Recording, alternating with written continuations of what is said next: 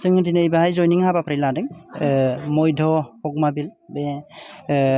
माने खसा संसि गामि बाहाय दिनै 12 जन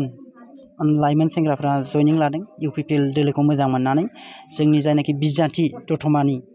8 नं दतमा समस्तिनि जायनाखि बिजाथि जोंनि प्रमद बर' सार बिथांखौ देरहाहोनो थाखाय बिथाङा जिहेतु बेनि केन्डिडेट जाबाय बिथांखौ दोलै नोगोरै रायजो राजाफ्रा ओंखारनानै भट होनो थाखाय बिथांमोना दिनै फर्मेलि जोंनि इउपिपिएल दोलोआव जयनिं जादों।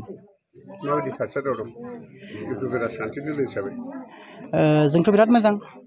जोङो मोजां जोंथ' आसा खालामदों 25टानिफ्राय 30टासिमनि गेजेराव जों देरहागोन जों हारसिङैनो सरकार दानो हागोन जोंहा बिराद आसा दं बेखौ। रायजो राजानि अनसायनायाथ' जथेस्थ' दं जोंनि सायाव खारन जों थांनाय बोसोरबायाव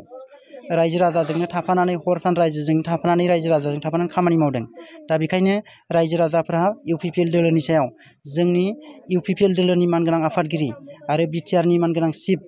जोंनि प्रमद बर' सारनि सायाव जथेस्थ' बिसास दङ फोथायनाय दङ आरो प्रमद बर' सारनि दैदेननायजोंनो जोंनि बे ओनसोलाव सान्थि फैबाय प्रमद बर' सारनि दैदेननायजोंनो बे ओनसोला उन्नतिनि लामाजों थांबाय आरो प्रमद बर' सारनि दैदेननायजोंनो बे ओनसोलाव थानाय लाइमोन सेंग्रा सिख्लाफ्रा गाव गावनि भबिसत दानायनि सिमां नुनो हाबाय बेनि थाखायनो रायजो राजानि जथेस्थ' अनसायनाय मोजां मोननाय आरो गाहाम हामलायनाय दं इउपिपिएलनि सायाव। दतमा हिसाबैथ' जों रावखौबो फेक्टर लायाखै खारन बाहाय बिपिएफ दंमोन एक्जिस्टिं जायनाखि एमसिएलए बिथांनिथ' खुनु प्रेजेन्स गैया बिथाङा सासे थिखादार मानसि बिथाङा थिखा थुख्लिखौल' मिथिगौ रायजो राजानि मा मावनांगौ मा मावनाङा बिथांनावथ' खुनु बिनि आं सानो खुनु आइडिया थानाय नङा बिथांनाव मानो होननानै बुङोब्ला बिथाङा सासे थिखादार मानसि दा खोथाया जाहैबाय मा थांनाय बोसोरबायाव बिथाङा सासे एमसिएलएमोन खिन्थु एमसिएलए हिसाबै एमसिएलए फान्डजों जेरैबायदि खामानि मावनांगौमोन बे खामानि मोनसेबो मावनाय जोंनि नोजोराव गोग्लैयाखै दा बेखायनो रायजो राजाया